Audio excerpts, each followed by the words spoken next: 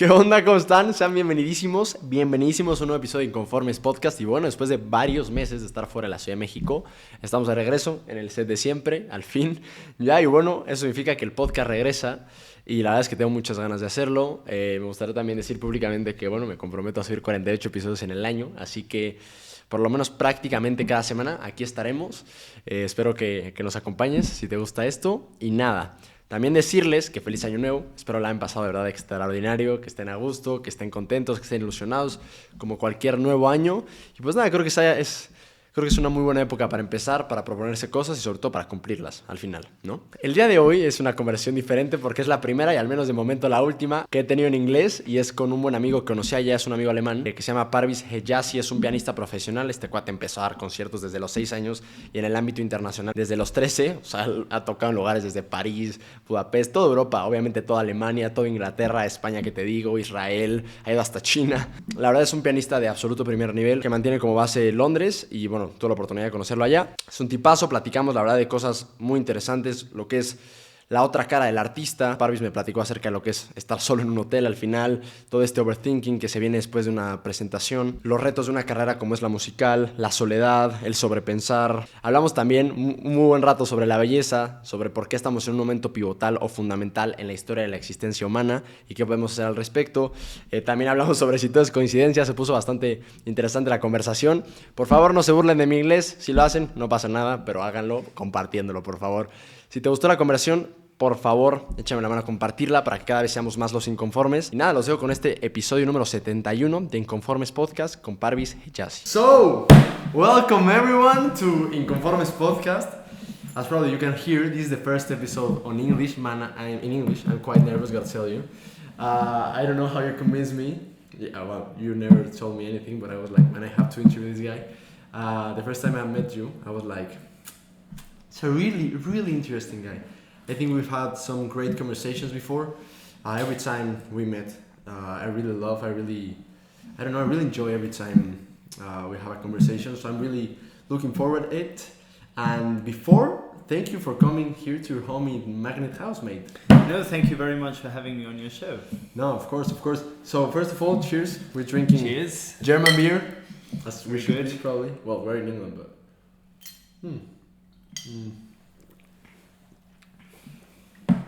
It's good, but it's not. That is very good. That's very good. You like it? Bavarian German beer. Yeah, but it's not that No, cool. it's amazing. It's amazing. But before anything, I want to read a little bit about you because you sent me your website, man. I'm quite impressed, gotta tell you. I selected the things that probably the people is gonna understand because my audience is not like very. I don't know, but normally it's not very keen to classical music, so some things maybe they sound off, but anyway. Parvis HEJAZI, how do you pronounce? Hejazi. Sorry. Yeah, no worries. Award-winning pianist, Parvis HEJAZI is known for his captivating interpretations of the most demanding works of piano repertoire. From Mozart to Brahms to Liszt to Messiaen, Parvis shines not only with sparkling technical ability and an analytic clarity, but also with his ability to capture the psychological and emotional nuances of the music which transcends to the audience. Man, that's amazing. He also calls both national and international stages home. In 2016, he made his debut at the Salzburg Festival. Since, he has performed in more than 30 countries on 3 continents. He has been invited to perform in Budapest, Frankfurt, Kiev, Lisbon, Lyon, New York City, Munich, Paris, Rome, Tel Aviv, Vienna, and many other cities. His performances have been met with frenetic applause and highly enthusiastic reviews. Man, that's quite a bio. So anyway, as I was telling you, I think I've had some great conversations with you, but I want to start this from the beginning. So I saw, as I sent to the group a couple of hours ago, an interview, or maybe like a documentary they made for you when you were 16 years old. You were now 24? Yes, I'm 24 years old. So you've always been like this wonder kid, sort of, with this amazing talent. I want to know about your childhood and about your teenage years. How was it? Like, with all this talent, how was your life? Was it normal? Tell me about it. I think, well, it's always difficult when you are in that situation. to know whether your childhood has been normal, because of course when you're a child you naturally think everybody lives like the way you live, and so in my case I never actually really considered while I was a child or a teenager how natural or how normal rather my childhood was.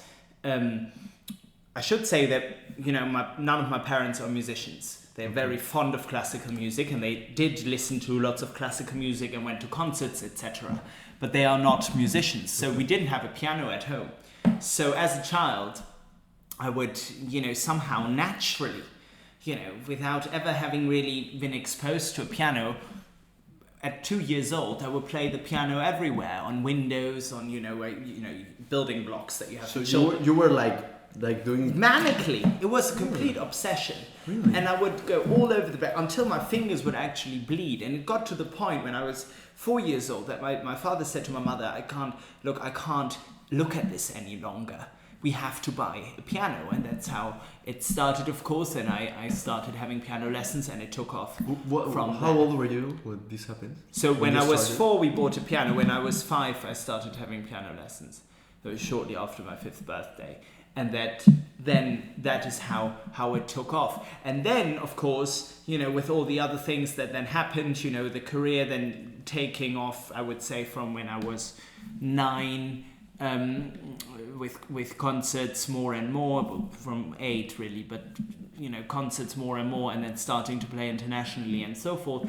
It was very, very challenging on one hand, but beautiful and very rewarding and exciting, of course, for any child or any teenager. This would be very exciting. But when you're in that, you don't consider whether if this is normal, because you think you're a child, right? You don't question this, so you think everybody lives like that. So tell me about your first international performance, or your first national performance. You were living in Germany, that's right? How was it? How old were you? How was it for you?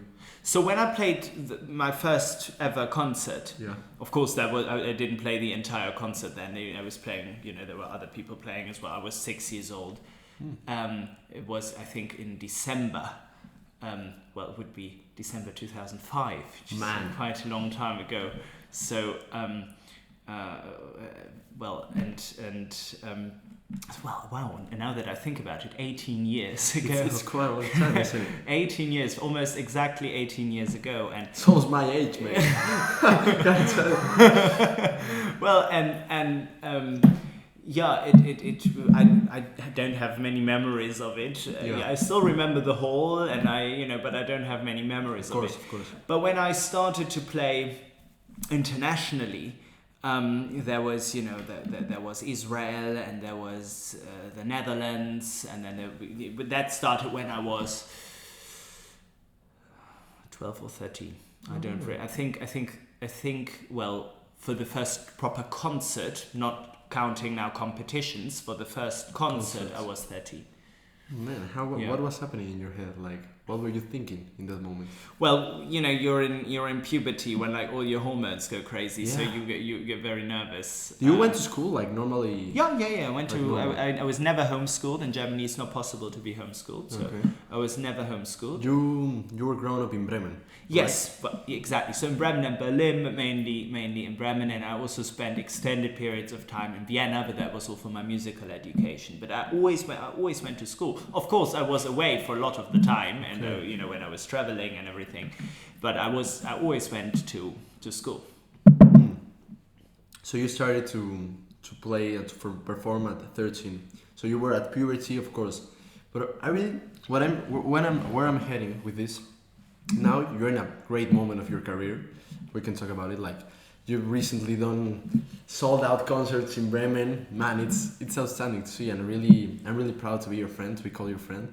I think a little bit more than that, if we can be honest. But I want to really get to the challenging parts, because I'm pretty sure there were moments in your life that were quite challenging. That you really, I don't know. I really want to get to that moments when you. Sure. Have you had any doubts for pursuing this career? Tell me about it.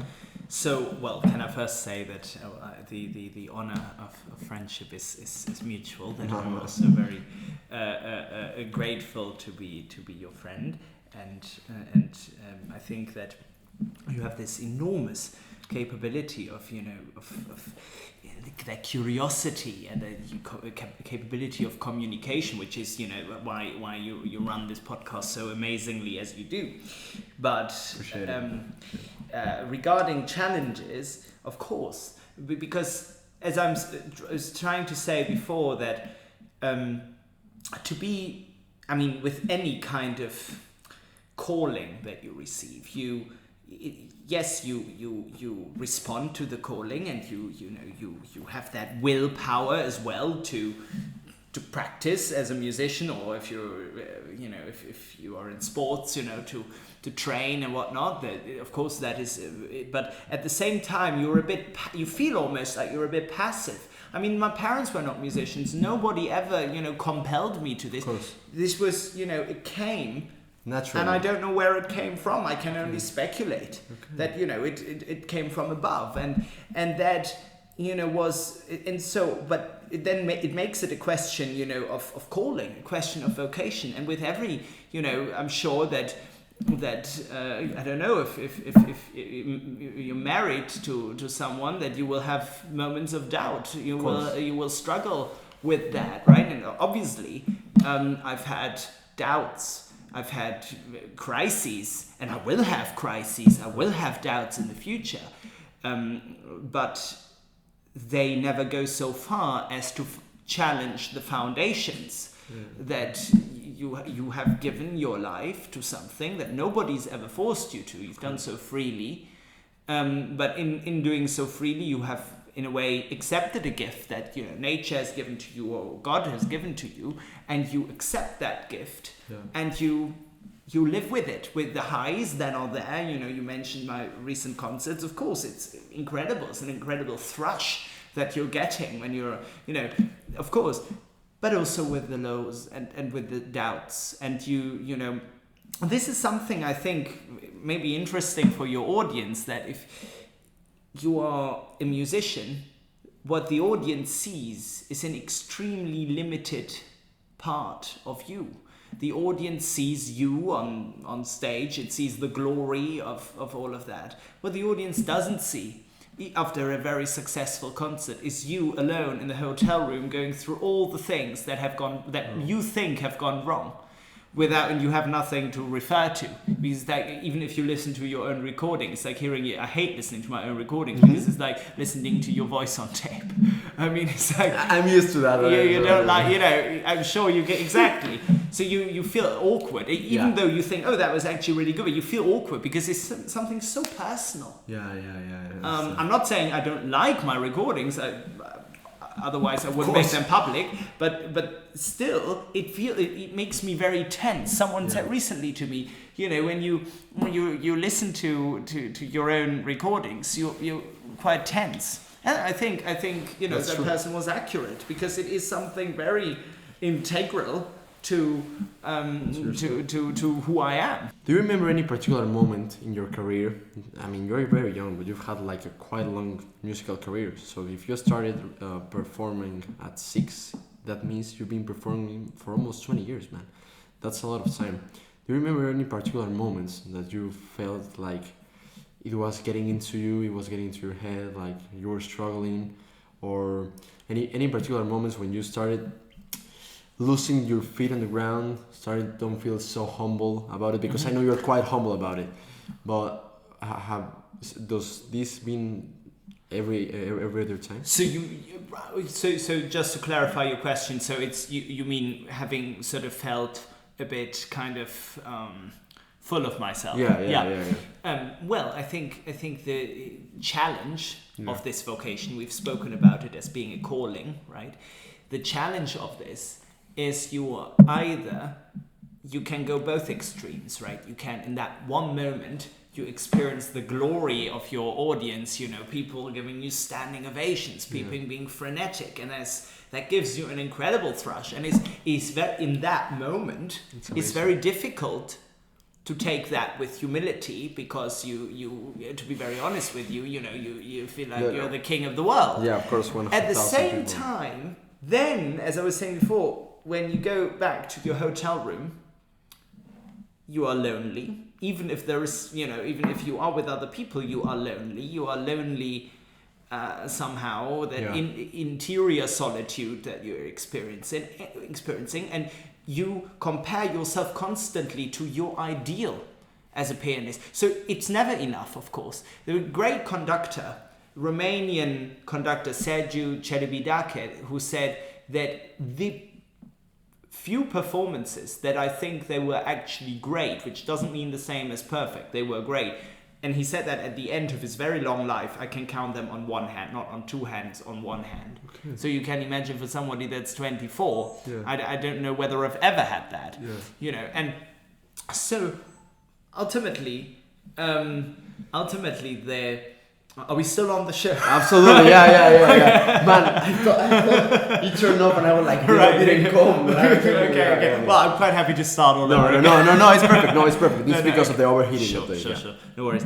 And so then you go the other extreme. So from one moment you experience, all the glory and everything, and then the next moment you think like, oh, it's been horrible. They've not been really frenetic. They've just been mocking me. They've just tried to be polite. Mm-hmm. The most irrational things go through your head. Why would anyone, give you a standing ovation just to be polite? No, why would?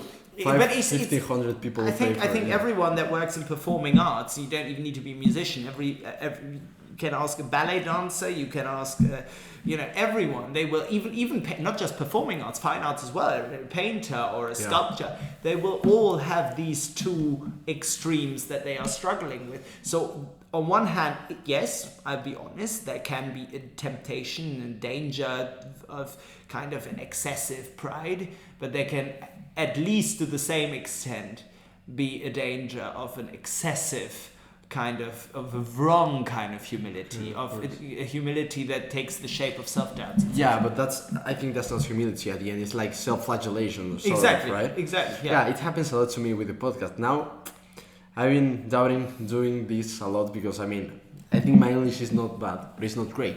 It's great. No, I appreciate it. But it's always in my head, like, this is awful, this is mad, you won't be able to do it. But I don't know. Thank you for sharing it. Anyway, it's really, I really appreciate it. So, maybe it's a very big question for you. And sorry, I'm jumping from theme to theme. But it's something that I've been really thinking about, because I think you've received a very special talent, a great gift from God. I would say that. And it's not that normal, Most of us are struggling to find a way or a path to go through life and to follow it. What is music for you? I think it's a big question though, but amazing question. But I think you're the kind of guy that can answer that kind of question. It's a huge question. I'm not sure I've got the answer to it. I will try to answer it. Well, I've changed my mind a lot in the course of my not so long life about what music is. But the one definition of music that has always given me that I've found most convincing, which may be very disappointing to you and your audience, is a very simple definition by another Romanian-Hungarian composer who passed away in the early 2000s, named György Ligeti. He says that music is very simple. At least two sounds, one of which can be silence, by the way, that enter into a consciously induced relationship with one another, which means when I drink right now, that makes some kind of noise because I'm swallowing, etc. That's not music. The moment I do this on purpose, it becomes music, because there are way more than two sounds. If you physically write down what's happening, there are lots of sounds. Same goes for human speech, breath, whatever. that is music already. It doesn't mean it's good music, but it is music. The moment it is consciously induced, it is, I consciously decide. Like, now, if I'm doing this gesture and I put my elbows on the table, that's not music. That's right. But the moment I do this, you have two sounds, and I have consciously made these two sounds, so that is music. That is not the same as art. Yeah. Oh. Okay. So that's just, physically, you could say music now takes place. Art, I think, when we talk about the question, what is art, we are in a very kind of philosophical and very metaphysical realm. Yeah. When I think music is more of a physical question. Art, I would say, we all have in our mind, in our imagination, more than anything, the ideas of love, of truth, of beauty, right? They're absolute categories. But we are born and we die. So we are relative. We are bound to time and space. Yeah. So if we are relative, how can we have an imagination that is capable of imagining absolute things? Yeah. Things that are beyond our capability. So what I think is art is that human desire to reach out for beauty, to reach out for the absolute, knowing that we can never fully attain to it. Ultimately, it's like it's like we humans trying to grab and grasp these absolutes that are way beyond our understanding. I would say that's art for you. That's exactly in beauty, in terms of beauty. When we love somebody, we love, but we are not love.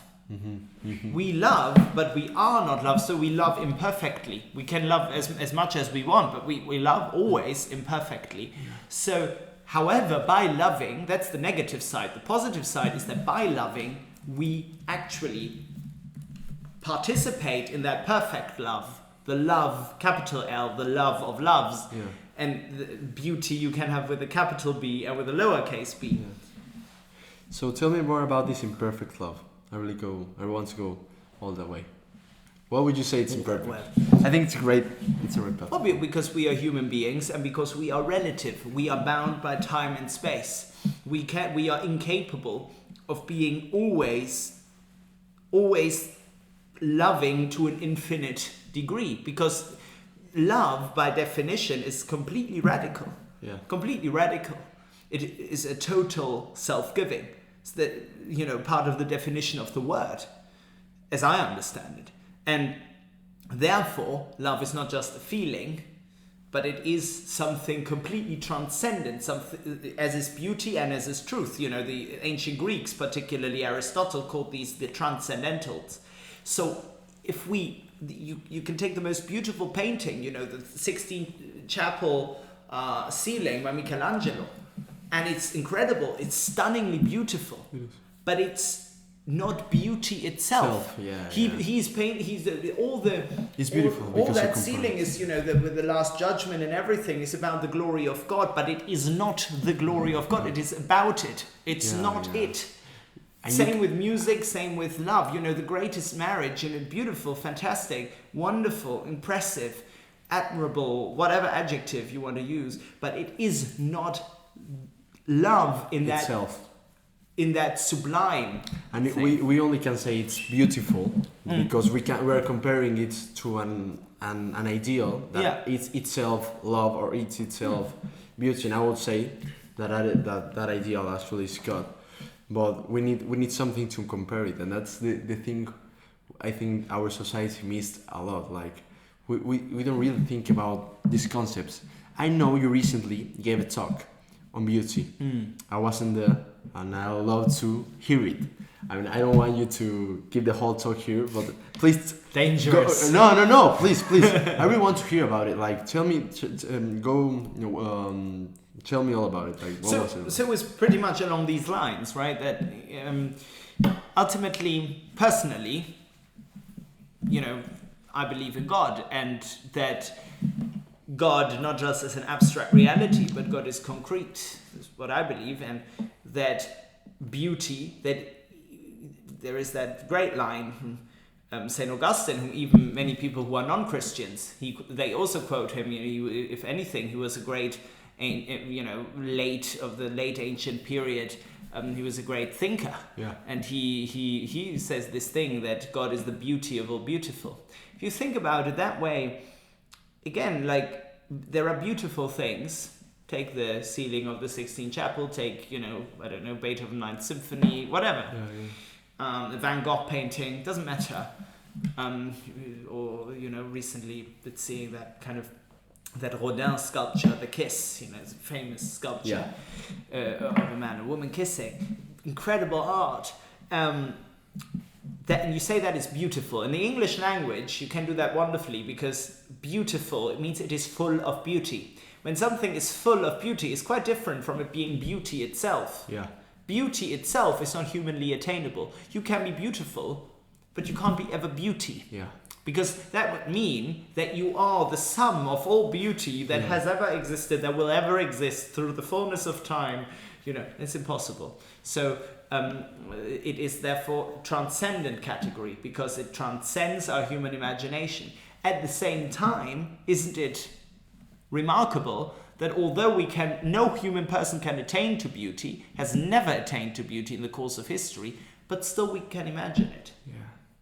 That is what I think is the most fascinating thing about art itself, that although it is somehow every art, in a way, an experience of failure, as is sports, by the way, because somebody can always do it better. Yeah. Someone can always run faster. Yeah. Someone will always break the record.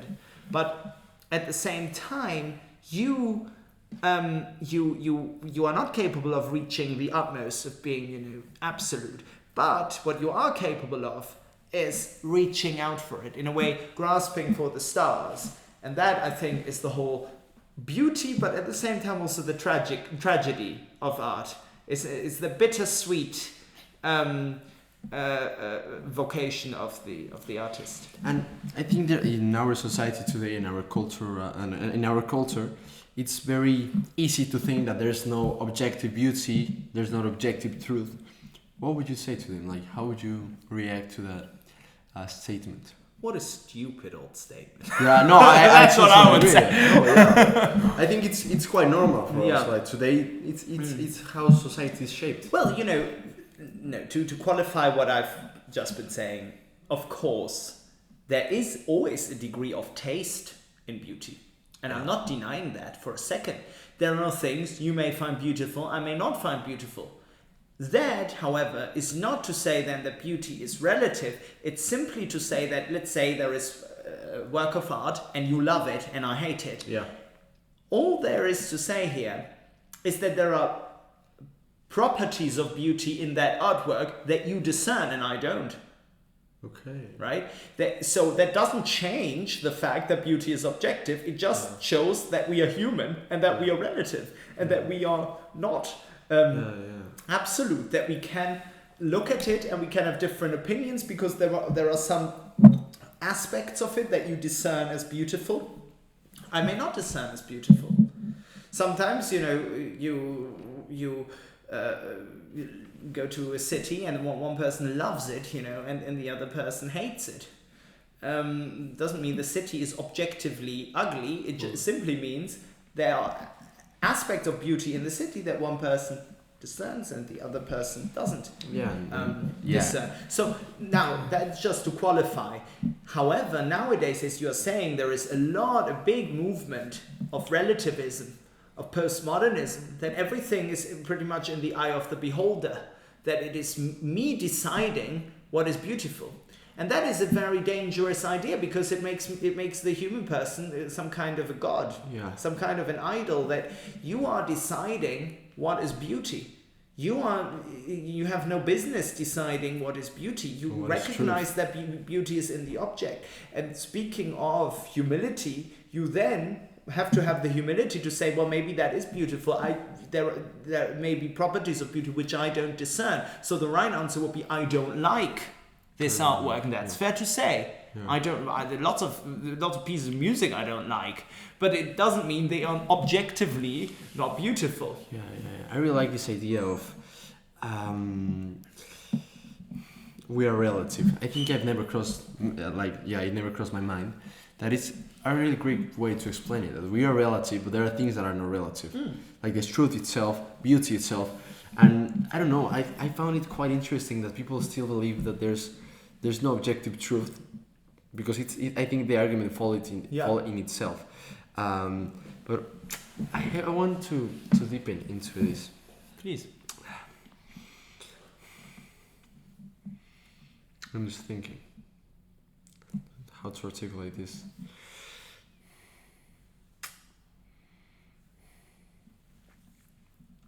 So imagine you're sitting here with a person. We talk about beauty, and I think it has a lot to well, obviously it's side to truth. Yeah. No worries. So, would you explain it the same way to a person who don't believe there's objective truth? Well, I would simply ask that person if there is no objective truth. You always, first of all, I think a general rule, I learned from several people, including one as prominent as Thomas Aquinas, that you always have to argue with people on their terms. You can't argue on your terms. If you argue on your terms, if you discuss this question on your terms, you're lost, because they're not going to accept your premise. Of course. So if you want to convince anyone, you have to accept their premise.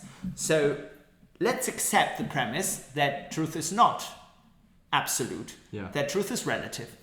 If truth is relative, how can any statement, be true in one place and a lie in another place? Because that's what you're then saying. Not you, but the argument follows itself. That means that whether the question of 1 + 1 is 2. Okay, well, you can say, well, that is just true. The way I look at it, somebody else may say 1 + 1 is 3. Now, it is impossible. Now, they may then respond, okay, but that only counts for empirical truths. So truths I can demonstrate by empirical evidence, but when you talk about beauty and truth itself, you are speaking about something metaphysical where there may be different views. We'll say, well, sure there are different views. Sure there are. But that doesn't change the truth that resides in the object. The fact I don't know the answer to a question doesn't mean there isn't an answer. So you exist relatively, which means you are in relation to other things. But not everything exists in relation to other things. You use constantly objective categories. What happens when you, let's say, even a good example of that is dating, right? You first impulse has to be normally that you find the person attractive. If you find the person attractive, what happens in your head is that you compare that person subconsciously to the ideal person, and insofar as that person attains to the ideal person, insofar the person is attractive, right? And so that's why constantly in daily life we say, oh, this is more beautiful than that. That is more beautiful. Oh, this person is I find that person more attractive than this person. Whatever it be, So you always use that kind of qualifying more or less, right? So that means that more or less is always in relation to an absolute. An absolute standard. You're comparing everything. You compare. Well, otherwise, you have to say, well, objectively,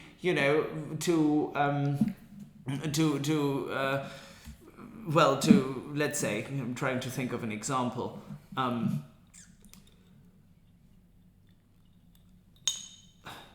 If it would be to say, well, to be, lead a very wealthy and happy life, not saying that wealth and happiness are the same, but to lead a very wealthy life where everything has been taken care of, you don't have anything materially to worry about, and you are or you're completely poor, you've got nothing, you're struggling, you don't have enough money to buy even food for your children. Don't worry, that doesn't mean there is anything wrong with society, because all that's saying is just a matter of perspective, the way you look at it. You can also just change and shift your perspective, and it just simply means, you are. It's just all a matter of perspective. It's not. There is truth. There's objective. There is objective reality. There is objective injustice. Yeah. Right. So you call it out because you have a notion of truth. Yeah.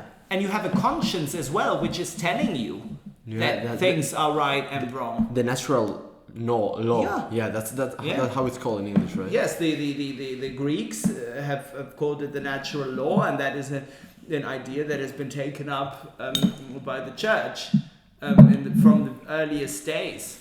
Yeah, that it's like this conscience telling you that there's something's correct or something's wrong. Right? Yeah. Permeates the entire Western thinking. Yeah. Christian thinking. And I think that's absolutely correct. Like, I don't know. I found it really interesting because a lot of people think.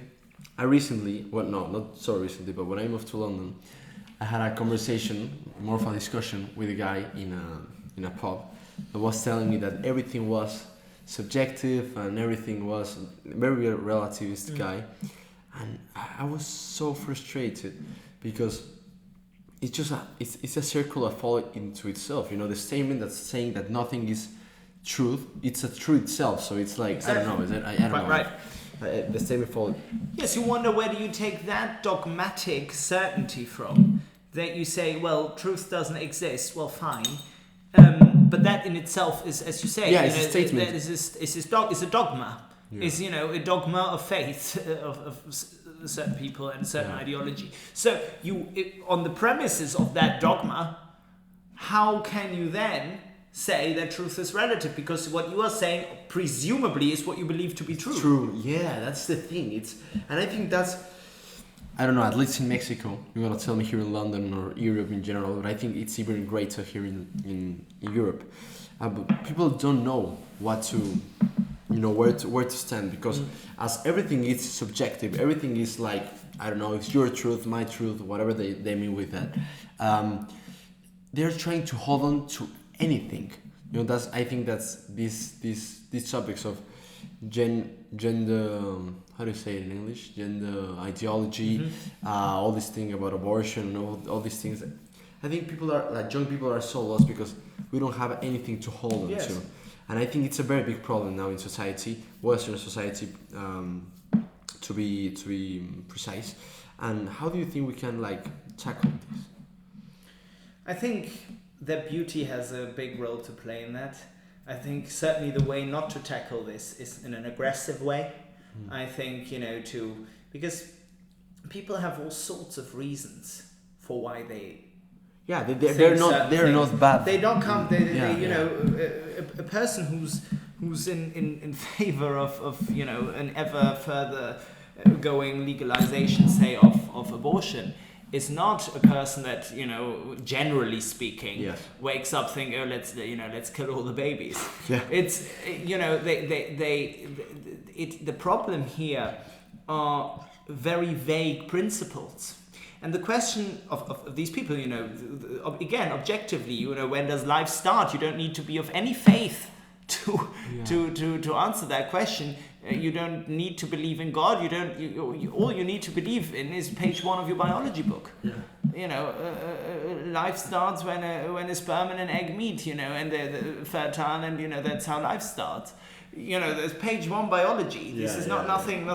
So it's just a good example because it's not you defining it. It's objective truth. It's natural science, and in this case, it's even truth proven by empirical evidence. Yeah. I mean, you can look at animals, you can look at humans, you can look at this is how life comes about. So the way of making that point for truth, however, cannot be an aggressive one, because the people shut off. You have to convince them that there is something that is higher than them, that there is truth to begin with.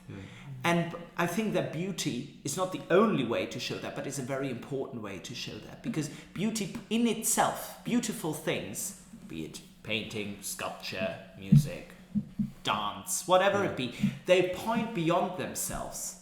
They point beyond themselves. They point to something higher. They are beautiful things, and they point to beauty. And you go and you listen to whatever it be, a Mozart opera or a Bach fugue, and you think, wow, that in itself in itself, Beautiful. by being music, it's not only is it beautiful, by being beautiful, it somehow shows me an order and a joy and a sublime level, even if that music, let's say, is very sad, but it shows me a level of the sublime that is above my daily Grasping. reality. Yeah. And you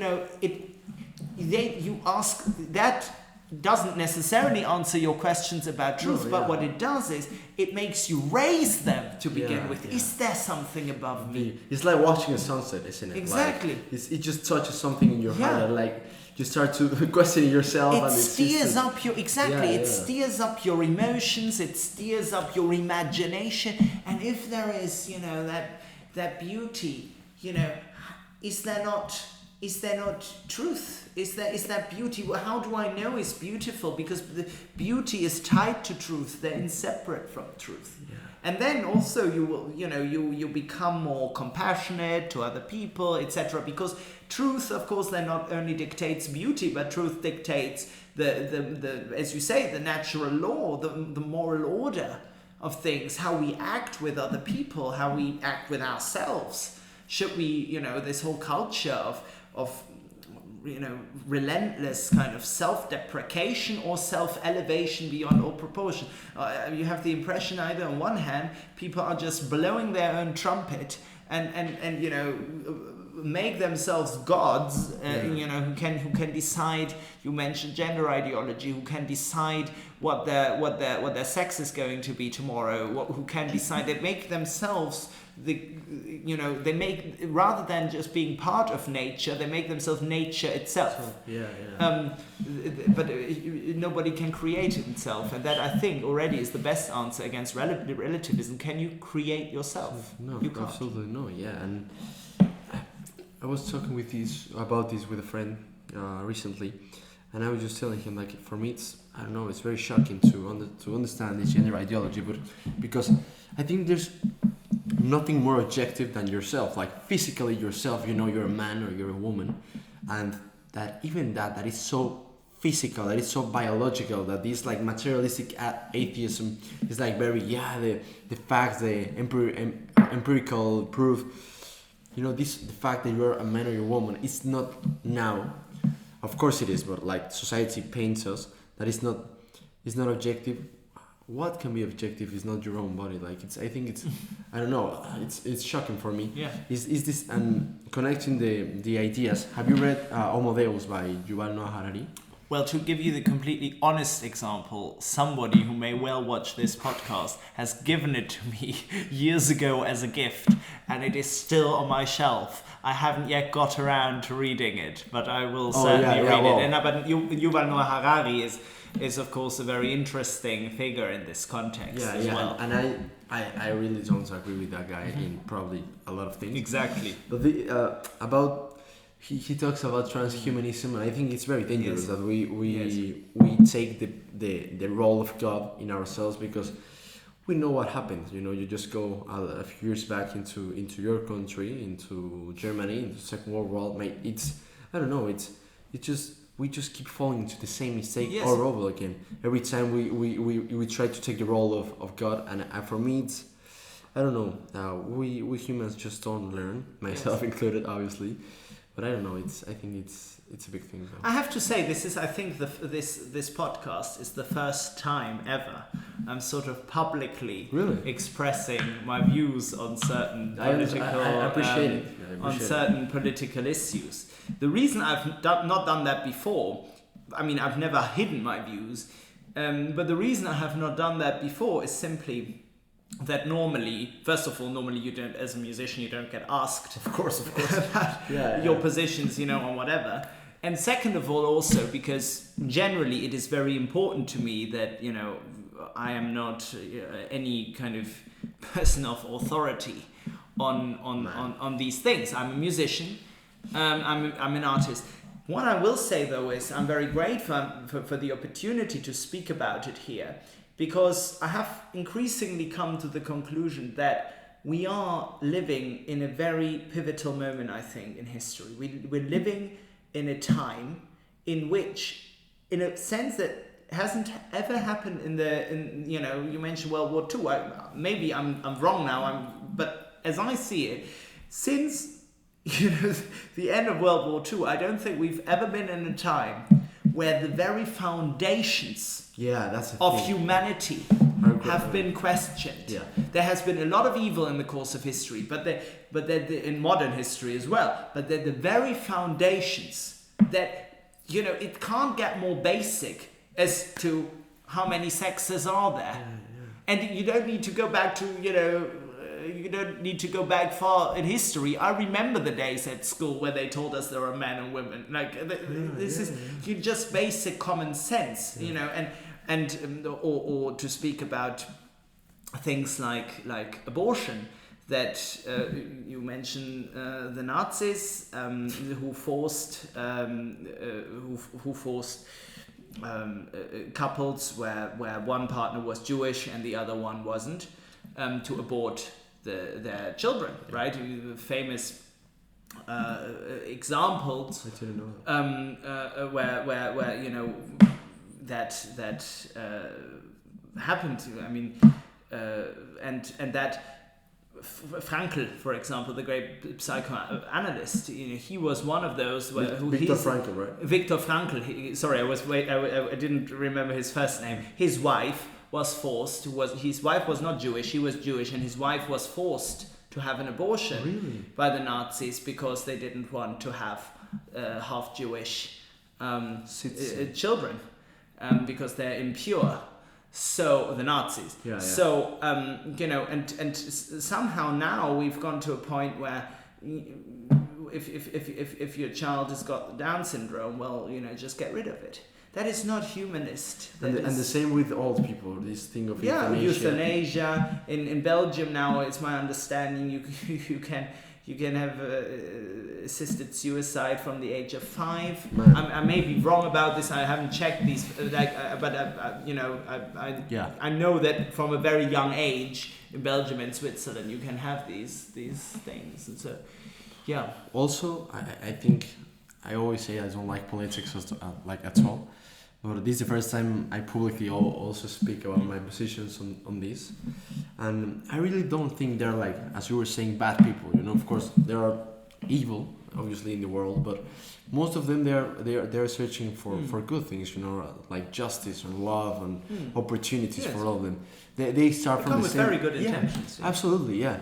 The thing is, right now we don't. I think, as the view, the way I see it, we don't know we don't know what to hold on to, and I think that's very dangerous because that's, as we just mentioned, position ourselves in the position of God, and we all know what happens when you do that. Connecting this with another thing I wanted to ask you about, and I know some of it, but I want to know the whole story again. About your cultural background and also about your conversion. So yeah, please tell me about it. Well, my mother is German, and she is Protestant, and my father is Persian. Is Calvinist? No, Lutheran. And my father is Persian. Doesn't practice any faith, but still he believes in God. And he has a very kind of, I would say, monotheistic, very Persian, pre-Islamic Persian kind of spirituality, but he doesn't practice any faith. And I, through my childhood and teenage years, always believed in God. But then when I was, 13, I got my first concert engagement in Israel. And that kind of changed a lot in me, and it stirred up a lot in me. And so systematically read through the Old Testament, and then came to really understand how not only important it, faith was in my life, but also how, I needed to make it really the most important thing in my life. I think everyone, even if you are not, I'm sure many people are listening that are not Christians. Yeah. And I think it's very important to say here, the much the most important question is that whether you believe in God or not, that is secondary. What is primary is that if God exists, it has to be the most important thing, the most important person rather in your life. Because otherwise it would not be God, right? So if God exists, he has to be the most important, because otherwise he is not God. He is not, the creator of the universe. If he's just then one person among others. But if he exists, that can no longer be the case. So even if there are people listening who are not Christians here, I just encourage everyone to kind of ask themselves these important questions. Because one thing we can't do, we can't avoid the question and sort of shut off and kind of put ourselves into a capsule where nothing touches us. Because what we will feel if we let that question come to us, even though we may answer it negatively, and even though we may say, look, I don't think there is God, I don't think he exists. But if we genuinely ask ourselves that question, the paradox is, well, I don't know whether it's actually a paradox, the result is, it will make us more open to that question of truth. Because even though if we refuse it, it makes us more open to truth. Yeah. Does God exist? Is there anything higher than me? Already by asking myself that, I'm not making myself the center of the universe. And that is, I think, the real problem of our time. Is not any kind of political issue. The main problem of our time is not even abortion, it's not even gender ideology, it's not all of this. The main problem of our time is the human being thinking, everyone independently, I am the center of the universe. And that is why so many relationships break down, because both people consider themselves the center of the universe. It's why marriages break down. It's why, it's because there is that ability to just give up control. And be humble, right? And exactly, grow in what you said before so beautifully, in humility, that gets lost.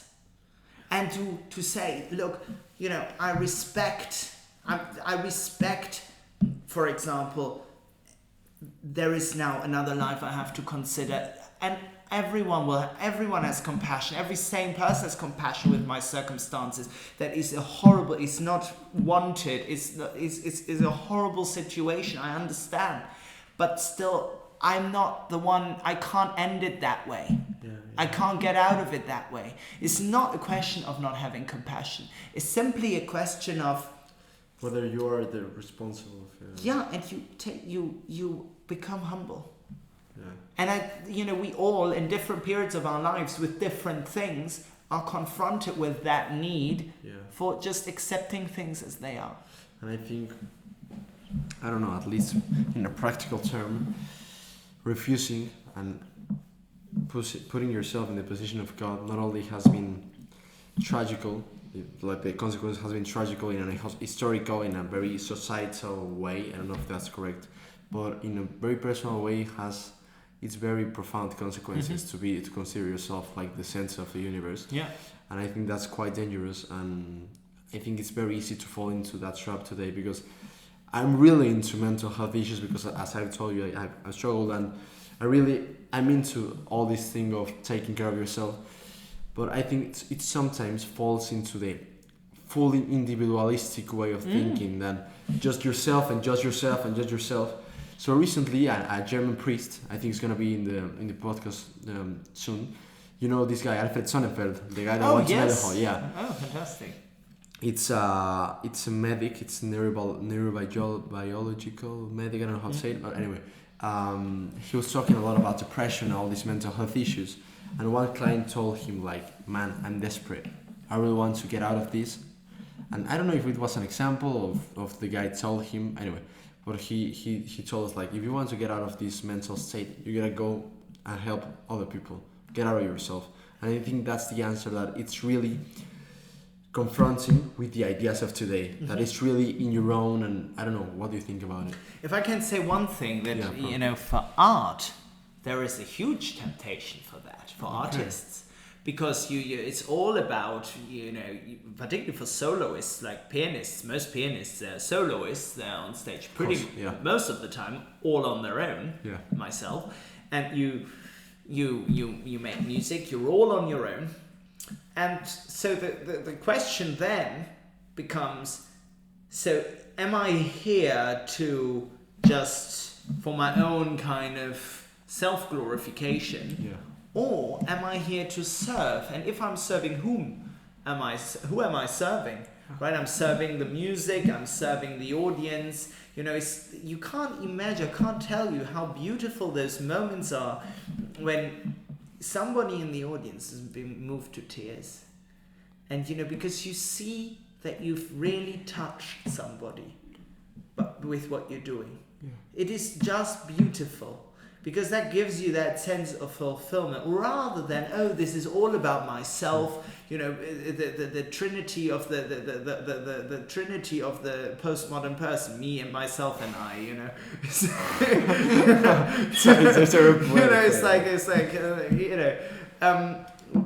But no, it's not just all about myself. It's to serve. It's to give.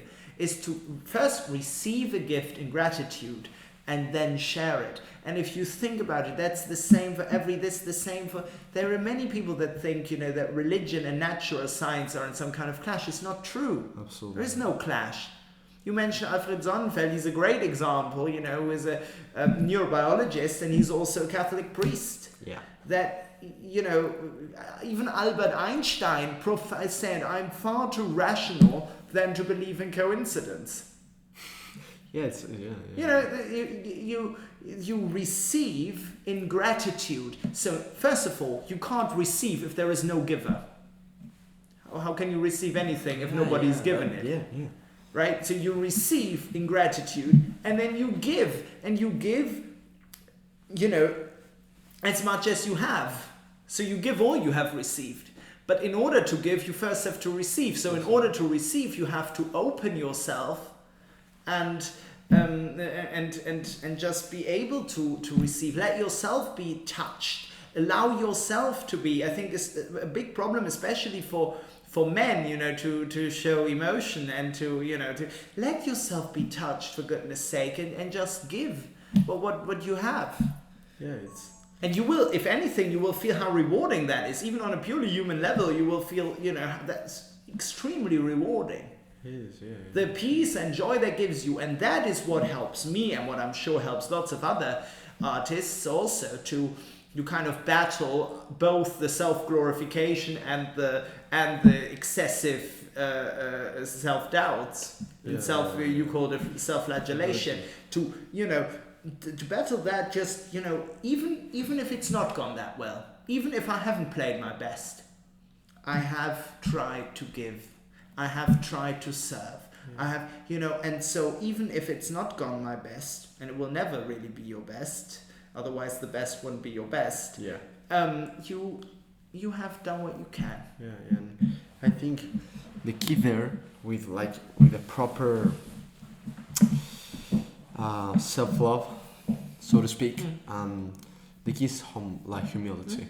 Because you understand that there's gifts that has been given to you that you are not I was just talking with a friend the other day, and I was like, man, I just received so many things that I just done nothing for them. I just received them. Yeah.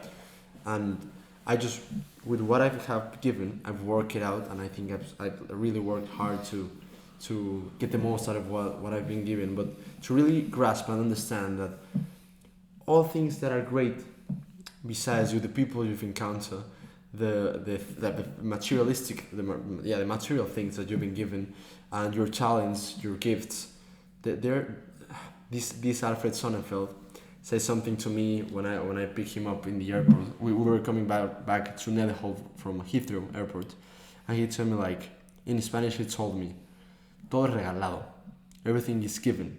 You never did anything for it. Nevertheless, you receive it. And if you're really able to grasp that, to accept that, because I think that's true. If you deny it, you're I don't know how to call it, but it's just stupid. It's a really great way to put yourself in the proper position to have like, so to speak, healthy, if you could say it that way, self-love. What do you think about it? Yes, I think you have to love yourself. I mean, you know, the difficulty with this self-love is only that most people seem now to understand by self-love something that is really in truth self-hate. Yeah. Self-love means to serve. Self-love means to try and become the best version of yourself. That, you know, somebody recently asked me, you know, what do you think holiness is? I said, well, let's tone it down a little. We don't need to, you know, speak of holiness. Let's talk about being, first of all, just the best version of yourself. The best version of yourself. And if you really think that through, that's holiness. That is what it is. It's not a bit more than that. It's being the best version of yourself at all times, and when you're not, then to say sorry for it. Yeah. And mean it, not just say it, but mean it. So, yes, being the best version. So, who am I? Who am I? First of all, I have to find that out, right? I know who I am then, okay. And that, of course, changes because in different periods of life may demand different things from me. Absolutely. Who am I? And then I just try to be that. And what I think, you know, I've got lots of weaknesses. And when I'm doing something wrong, I realize, okay, well, that wasn't really me. That wasn't really me in the sense that wasn't really the best version of me. Of course, it wasn't me, I did it, yeah. But it wasn't me, the person I meant to be. And that problem that troubled philosophers from the very beginning, earlier mentioned Aristotle, you know, that gap between the is and the ought. You know, this is what it is, but what does it ought to be? Right? What should it be? Yeah. And that when we're honest with ourselves, we always realize there is a gap there, but it doesn't mean we should work on narrowing that gap. And now, so I think that is self-love. Self-love means self-denial. Self-love means trying to be the best you can be, with all the difficulties that you'll encounter along the way, all the, you know, disappointments, the setbacks, but you will also not just encounter setbacks, you will encounter wonderful, blissful moments where you feel, oh yeah, it's actually working out. It's actually, I am being here, I've done something really great, but it wasn't really me that did it. It was just, I did it. Life put me in a comfortable position. I did it, and I've had the honor to do it. And I've just served people. And then, you know, those are the moments that really fill us with deep fulfillment, not pleasure seeking. That's not self-love. Yeah. You know, pleasures, you know, depending on what they are, pleasures can be great. It's just a way of putting them to the service of other people, or at least to the person you want to be, to the person you should be, you're meant to be.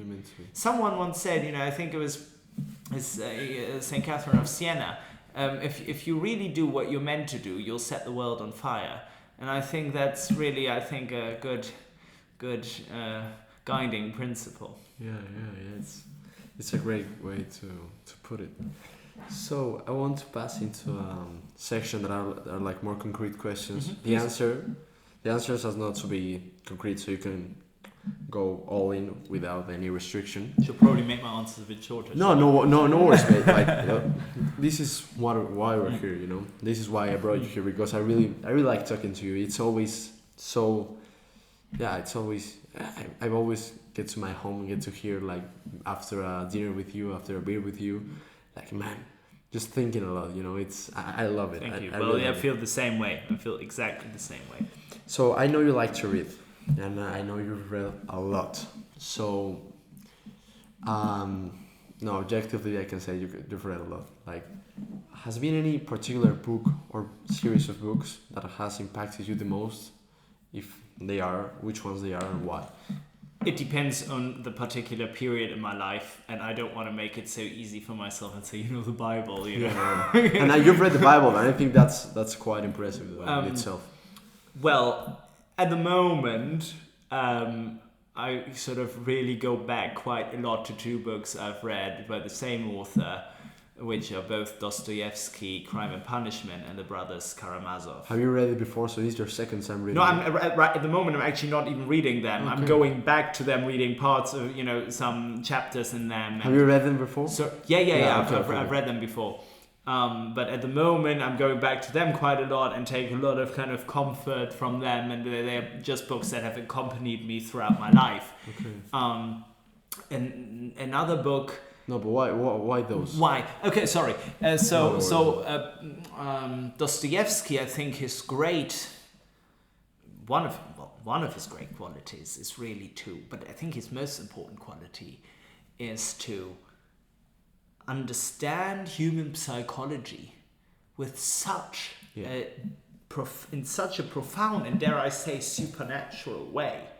I mean, a friend of mine who's actually a Catholic priest said to me once, you can read Dostoevsky and it teaches you more about the human person than any book on moral theology. And I think it's so true. It's so true. It teaches you so much about why we humans act in this or that way. Why we do wrong things, why we do right things, what are our intentions in such a profound way that you learn so much about yourself, so much about, people close to you. You learn from reading Dostoevsky. So Russian classics, I would say, pretty much in general, but I would, encourage everyone really to read Dostoevsky, and particularly at the moment, I go back, particularly Brothers Karamazov, but also at times to Crime and Punishment. I haven't read those ones. From Dostoevsky, I've just read The White Knights. I don't know if that's... I have not read it, but yeah. I read it on Spanish. Actually, Diego gave it to me. That was my first classic book or from classic author. And also half The Idiot, is that the word? Yes. El Idiota in Spanish. Yes. I'm loving it, but I'm really looking forward to read those ones.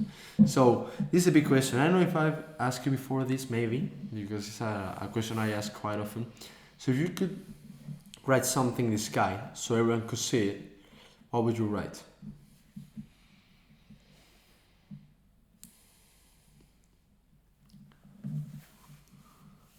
Gosh, I wasn't prepared for that question. I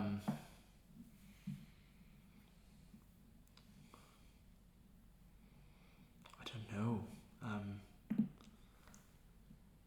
I feel like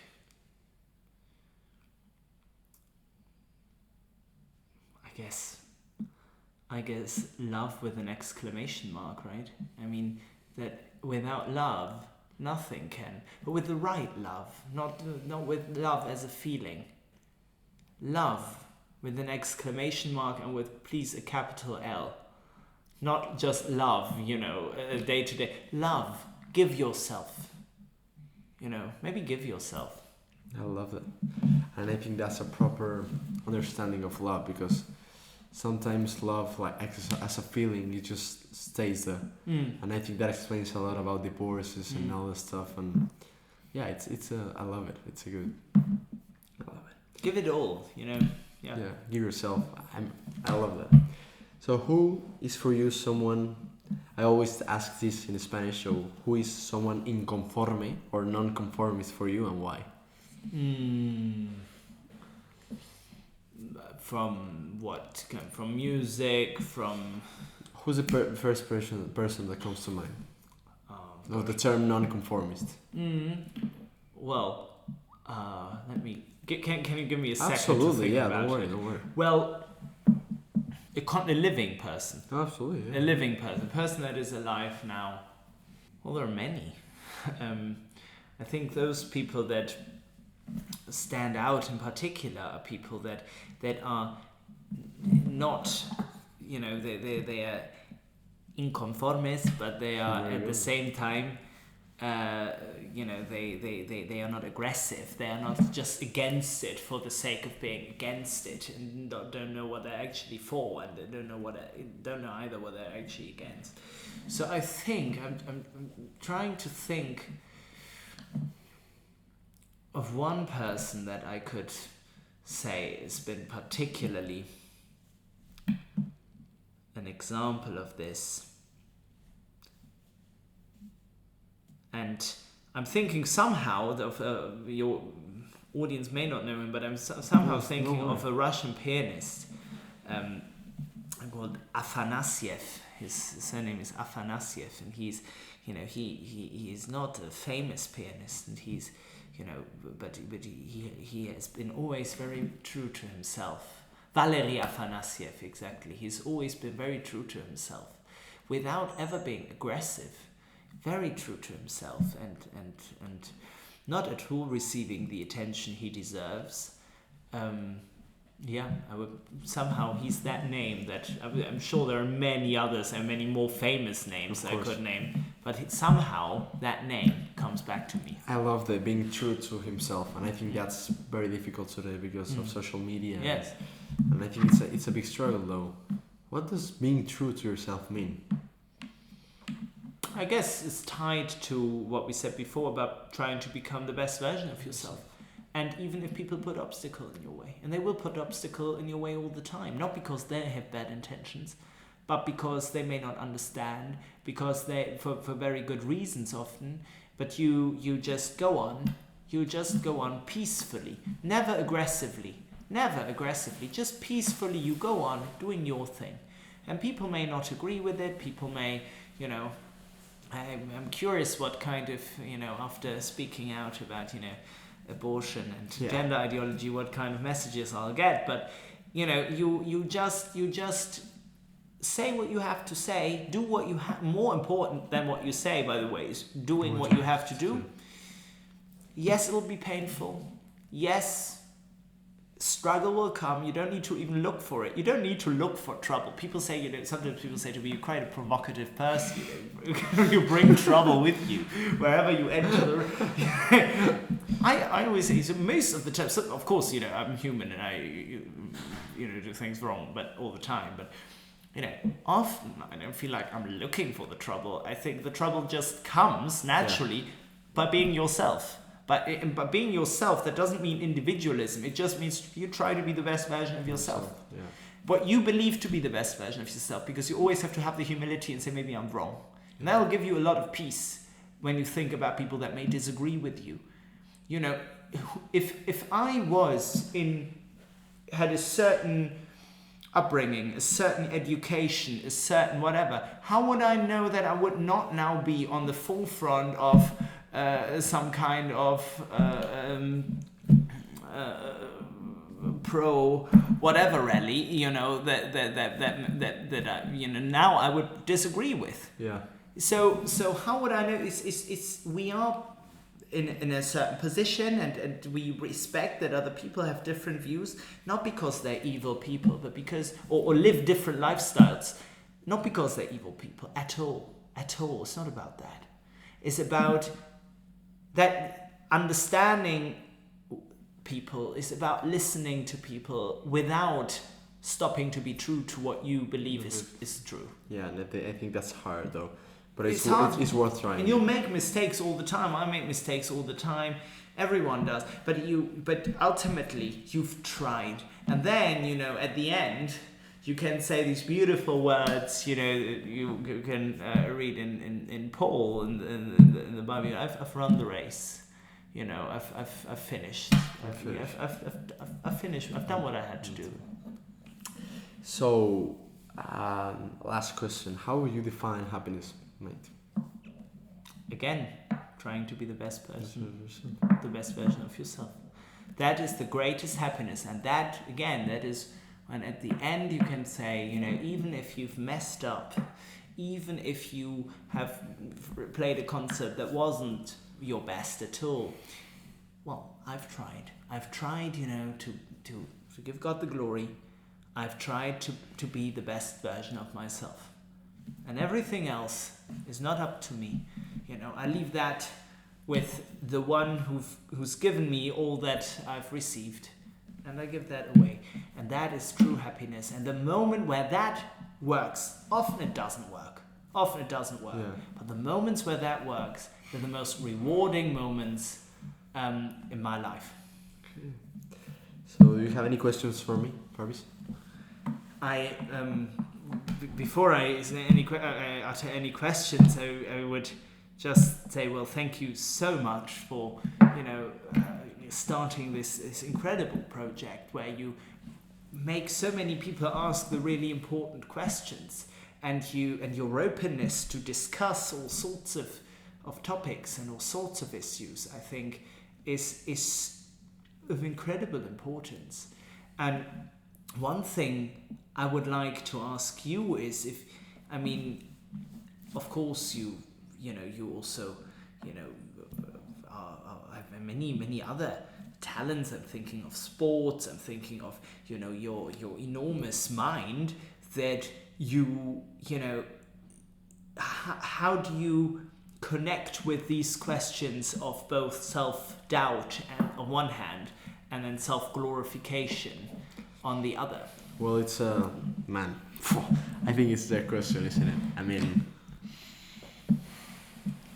I really think that it's all down to humility, because at the end, I'm also, as you know, a Catholic, and I don't know. I really believe that without any understanding that there's something bigger than yourself, that a lot of what you have, a lot of the talents, probably no, not talents, all the talent you have are given. At the end, I was just born with this body and with this mind. I could have been born with Down syndrome, and that would be perfectly fine. But I wasn't born that way. I was born this way, with these particular talents, with this particular, virtues, so to speak. And for me, it's the humility thing, that, like, really understanding that. I don't know if that answers your question, if I understand it correctly, but if you really grasp the idea that it's not because of your merit, not if I can do this, it's because I have the opportunity to do it. And if I was just thinking about this earlier today, that I really like listening to people. It's just genuine. I don't know. For me, every person, it's a world, and I think that's actually true. And to go there discovering whole worlds, just like talking with a couple of cameras and a microphone in front of us, it's just a privilege to me. But I don't know. I just think that has been given to me, and I have no merit over it. I work from it. I work from, like, the starting point is that I've been giving these gifts, and I work from that starting point. But really to grasp and understand that it's not because of myself and just myself. I don't know. I think that's huge to really. I think humility is the base, is the basic of the foundation of really understanding a true and a healthy, so to speak, self-love and self-understanding. Giving that something way higher than yourself has been very, how to say it, very charitable with yourself. So yeah, I think humility is big. It's big.